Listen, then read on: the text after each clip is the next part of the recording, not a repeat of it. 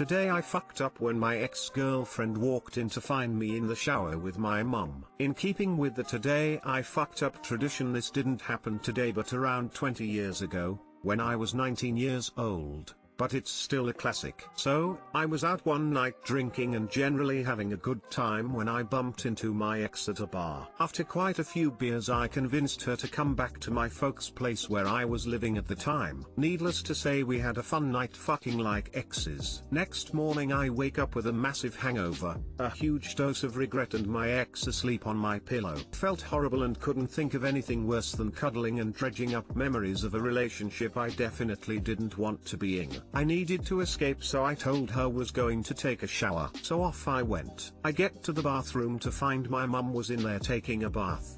What to do? I really didn't want to head back to bed and hang out with my ex. So given the shower is separate from the bath, like 1 meter away, I make the fateful decision to interrupt my mum and ask if she's okay with me taking a shower. We're a pretty cool, liberal family. It's not like we take baths together, but we are pretty relaxed. So I jump in the shower and decide to sit down and nurse my hangover in relative privacy. That is, once seated on the floor I can't even see my mum. She may as well not even be there. Next thing I know I see the bathroom door open and my ex saunters in completely naked to surprise me. Since she can hear the shower running, she's really not expecting to find my mum splayed out naked in the bath. Mum shrieks, ex shrieks, and then storms out and slams the door. Still makes me laugh to this day. Smile. Too long didn't read. Brought my ex home one night from a bar. Decided to have a shower the next morning despite the fact my mum was taking a bath in the same room. Ex walks in naked to everyone's surprise. I understand that in America, the whole continent, it's definitely not normal to see your family naked, even if it's not a sexual thing. But I grew up in a one-bathroom apartment, so it was indeed common to have someone come inside to pee while you showered, although the curtain was opaque so no one saw anyone. Lately with COVID, when I go visit my mom, I change my clothes right in the doorway, as I have clothes in her home that she washes, and that way we avoid me bringing anything from outside. I really don't care that she, my sister, or even nephew see me changing, but then again, I always have underwear. Can't imagine being butt naked in front of them.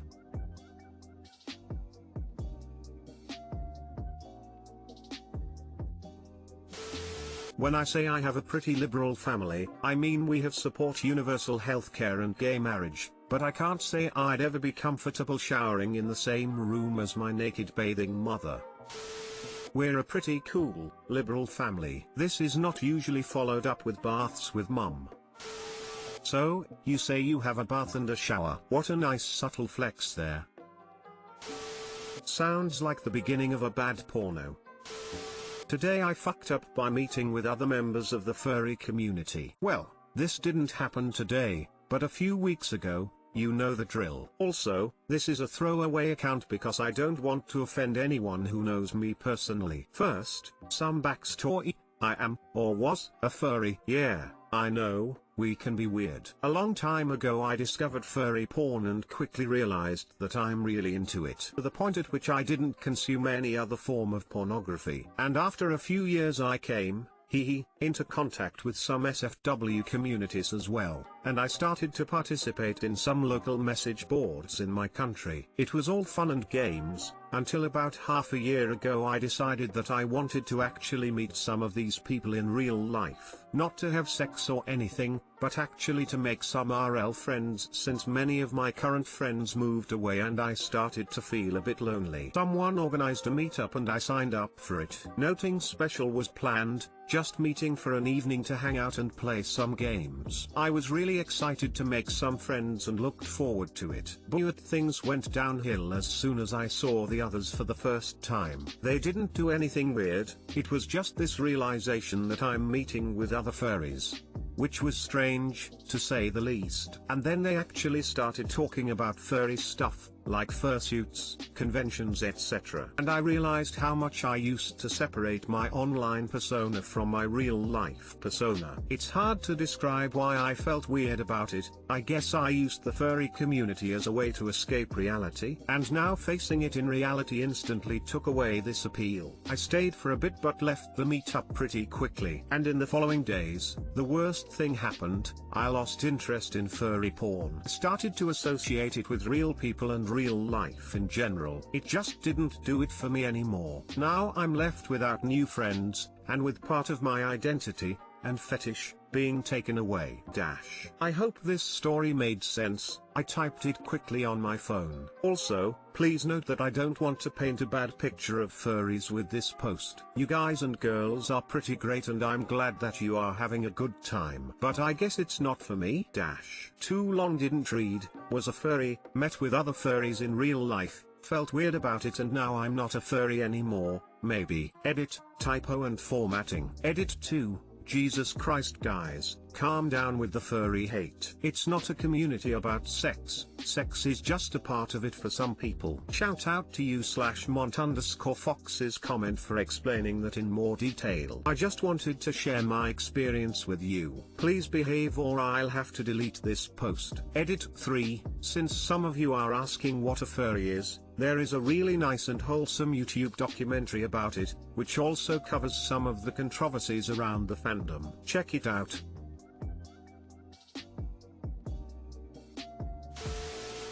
Never meet your heroes, Amirite. Sometimes fantasies are best kept as fantasies. Don't let your dreams be dreams. You'll never know if you are a real furry until a 38-year-old overweight person in an anthropomorphic fursuit is rubbing up against you while you hope the Scotch Guard you sprayed on your suit protects the fur from whatever fluids might get through their suit onto yours while you hear the struggled groans of ecstasy echoing in the headpiece of your suit. Only in that, the purest of furry moments as the other party shivers with climax, can you know if you are a furry or simply a tourist. Though I can't relate to the details, I can very much relate to the overall experience. The escape can feel hollow, so we try to make it more real by dragging it into the reality we're escaping from. I hope you can find some kind of balance between the hollow escape and harsh reality. That's some deep stuff, thanks mate.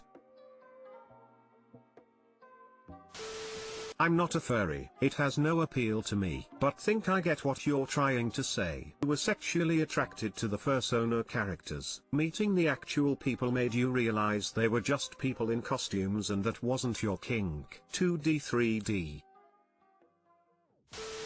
My younger sister had a furry suit that she made. My dad hated it. She'd take it along and wear it when we went to the state fair. He said it drew too much attention to have a person in a random wolf-like costume following him around lol. Few weeks ago I was at the grocery store and saw a furry out shopping with their mom. Full costume. Mom was a trooper, but you could see the embarrassment in her eyes. Today I fucked up by listening to my sleep app records with my new girlfriend. So I have been using sleep tracking app for a few years now. It records sounds during sleep so I have some data about snoring, how deep the sleep was etc. It records sounds for analytical purposes. Since I started dating this new girl I wanted to convince her that I barely snore and overall I am a great person to sleep with. I played back a few sounds from previous nights. And there was this one sound that was really loud for snoring, and it was not followed by any exhale. I played it back once again, and once again. To my horror I realized I was replaying the sound of a really loud and long fart. Not the best way to convince her she is for a great sleep with me. Too long didn't read, I was checking the sound records from my sleep tracker and replayed fart sounds to my new girlfriend. Edit, many questions came up about the app. I use Sleep Cycle. Also, I am very aware that people fart,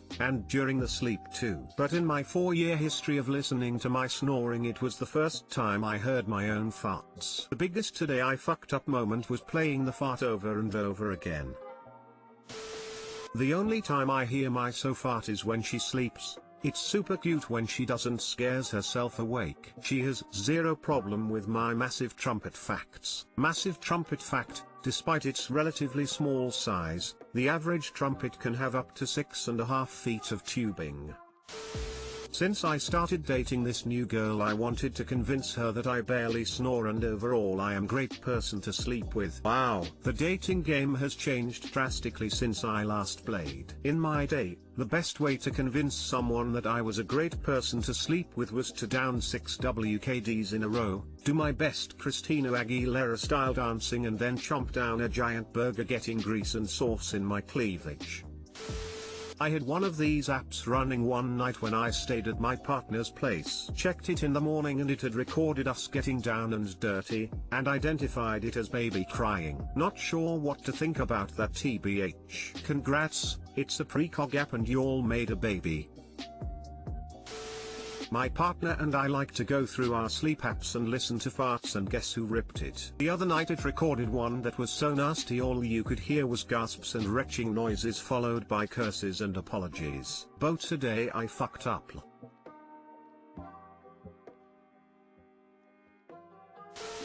Might I suggest you export it and upload so we can hear this monster?